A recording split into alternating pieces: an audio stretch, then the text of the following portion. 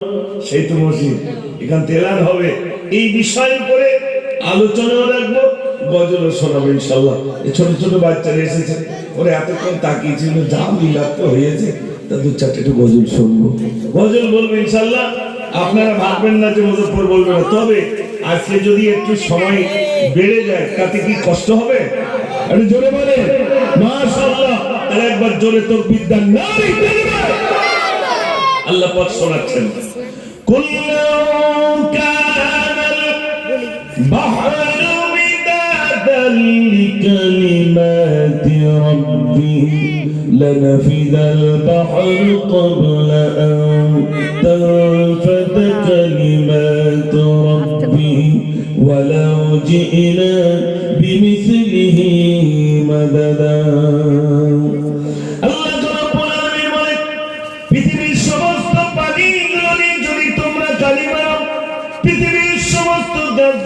কেটে কেটে যদি তোমরা কলম নাও, এরপরে যদি আমার প্রশংসা লিখতেই থাকো, লিখতে লিখতে লিখতে তোমাদের কালিগুলো শেষ হয়ে যাবে, তথাপি আমার প্রশংসা লিখে লিখে শেষ করা যাবে না।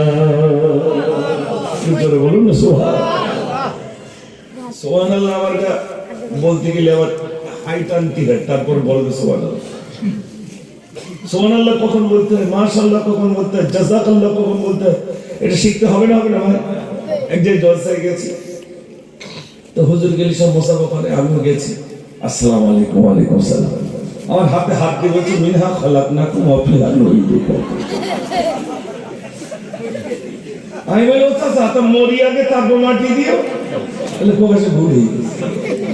মানে কখন মিনহা খালাকনাকুম বলতে হয়, কখন মাশাআল্লাহ বলতে হয়, কখন জাযাকাল্লাহ বলতে হয়, এটা শিখতে হবে না? হবে না? চাচা পকেটে টাকা নিয়ে যাচ্ছে, তার যুবক জিজ্ঞেস করছে, চাচা কোথায় যাচ্ছ? বলে গরু কিনতে। তো বলো অন্তত ইনশাআল্লাহ। তো চাচা বলছে, পকেটে টাকা আর ইনশাআল্লাহ বলতে হবে? টাকা নেই তো পকেটে, আর ইনশাআল্লাহ বলবো কেন? গরু কিনতে গিয়েছে, গরু আর কেনা হয়নি, ফিরে আসছে। তা জিজ্ঞেস করছে, চাচা সে গরু কই? তো হচ্ছে সে ইনশাআল্লাহ পকেট মেরে গেছে, ইনশাআল্লাহ টাকা নেই। এবার ইনশাআল্লাহ ঘন পাকে বেরোচ্ছে। আসলে কখন ইনশাআল্লাহ, কখন মাশাআল্লাহ, কখন জাযাকাল্লাহ, এটা শিখতে হবে না? হবে না ভাই? শিখতে হবে। দেখেন এই যে সুবহানাল্লাহ বললে কত লাভ। আপনারা তো মাদ্রাসা করেছেন, আলহামদুলিল্লাহ, বাচ্চারা কোরআন শিখবে, বাচ্চারা হাফেজে কোরআন হবে।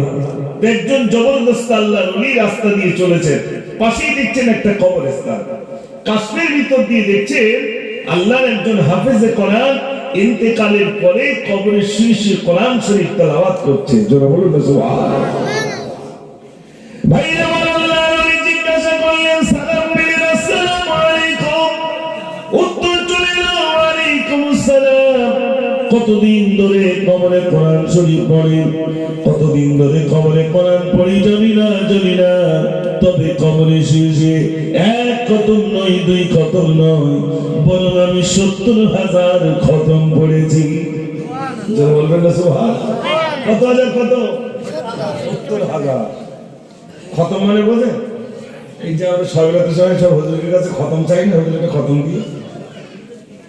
খতম মানে গোটা কোরআন খতম করতে সময় লাগে একজনের জন্য সকাল থেকে বিকাল পার হয়ে যাবে। যদি একটানা পড়ে তাহলে বিকাল হবে, আর যদি ওই নামাজ কালাম যা কিছু এগুলো সব বাদ রেখে খাওয়া দাওয়া বা সন্ধ্যা হয়ে যাবে একটা খতম করতে। চিন্তা করে। আর ওই হাফেজে কোরআন কবরের শীর্ষে কত খতম পড়ে যায়? ৭০,০০০। ভাই আমার তিনি বললেন, আমার ৭০,০০০ খতম বিক্রি করে দেব। কাকে বিক্রি করবে? বলছে দুনিয়ায় বেঁচে থাকা বান্দা একবার সুবহানাল্লাহ বলবে, ওই সুবহানাল্লাহ সওয়াবটা যদি আমাকে দিয়ে দেয়, বিনিময়ে আমি তাকে ৭০,০০০ খতম দিয়ে দেব। একবার সুবহানাল্লাহ বলবেন, জান্নাতে আমার আপনার জন্য একটা গাছ রোপণ করা হবে। তারা আল্লাহ আল্লাহ জিকির করবে, সব আমার আর আপনার আমলে সব জমা হয়ে যাবে। জোরে বলুন না সুবহানাল্লাহ। আজ খুব ভালো লাগছে, এখানে সব যুবক মাশাআল্লাহ, কয়েকজন বাপজি আছে, মাদ্রাসা করেছেন, পাশেই মসজিদ করেছেন, আলহামদুলিল্লাহ। ঠিক মিডিলের জায়গায়, একদিকে আল্লাহর ঘর আর একদিকে কার ঘর? আল্লাহ রাসূলের ঘর। আপনারা তো দেখছেন, সারা ওয়ার্ল্ডের দিকে তাকিয়ে দেখেন, মানুষের হিংসা মাদ্রাসা মসজিদ। আপনার এখানে যারা আছেন বলবেন, লোকের জমির উপরে জোর করে মসজিদ বানালে সেই মসজিদে নামাজ হবে? একটু জোরে বলে। নামাজ হবে না। শরিয়াত বৈধ নয়, শরিয়াত ভাইরা আমার স্বীকৃতি দেননি। অতএব যেখানে সেখানে মসজিদ হয় না, এটা যোগী আদিত্যনাথের জানা নেই। মুসলমান কখনো কোন মন্দিরের উপর আঘাত আনেনি আর আনবে না। বলো, বাবরি মসজিদের উপরে যিনি সর্বপ্রথম কুরুল মেরেছিলেন, তিনি ইসলাম কবুল করেছেন। আমার দাড়ি যত বড়, তার থেকে তার দাড়ি বড় হয়ে গেছে। তিনি ওই মসজিদের উপরে কুরুল মারার পরে আল্লাহ পাক তার নসিবে হেদায়েত রেখেছিলেন, ইসলাম কবুল করেছেন। তিনি বলছেন, আমার ওই প্রায়শ্চিত্ত মোচনের জন্য আমি 200 মসজিদ বানিয়ে দেব। একটু জোরে বলুন সুবহানাল্লাহ। মসজিদ ভেঙেছে কটা? হচ্ছে কটা? 200। টেনশন কিছু ভাই। আমি তখন ছোট ছিলাম, আমার ওস্তাদ আমাকে শিখিয়েছিলেন, বাবরি মসজিদ ভাঙছে তাই প্রতিবাদী গজল বলো। কি প্রতিবাদ? তখন আমি ছোট, বুঝতাম না। বাবরি মসজিদ নাম শুনেছি কিন্তু দেখিনি, সে সময় তো সোশ্যাল মিডিয়া নেই।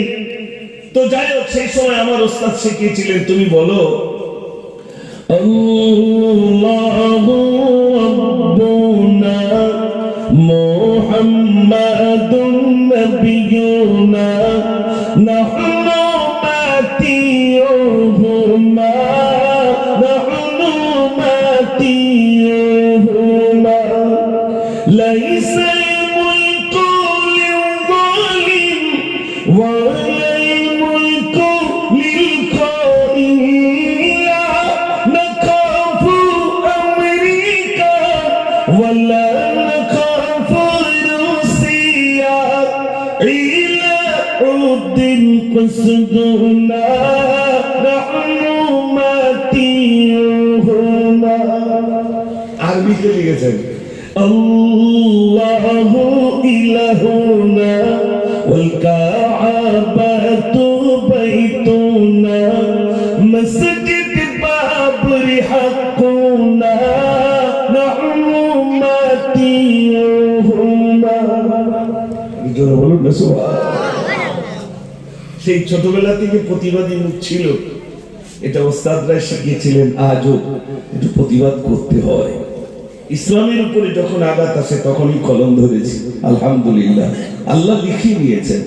আমার সোনার ভাই, আসো, আপনার তৈরি করেছেন একদিকে মক্তব মাদ্রাসা আর একদিকে মসজিদ বানিয়েছেন, আলহামদুলিল্লাহ। যে মাদ্রাসা মসজিদ কেন্দ্রিক আজ ইসালে সওয়াব, এতগুলো মানুষ আপনার সমবেত হয়েছেন। এই মসজিদ এমনি হয়নি, এই মাদ্রাসাটা এমনি হয়নি। অনেক ইট ওই মাটির তলে দিতে হয়েছে, তবেই কিন্তু মসজিদটা বেড়েছে, ঠিক কি না? তাহলে এতগুলো ইট মাটির তলে গেছে বলে, কত সিমেন্ট, কত রড, কত ইট এই মাটির তলে গেছে বলে একটা বিল্ডিং হয়েছে।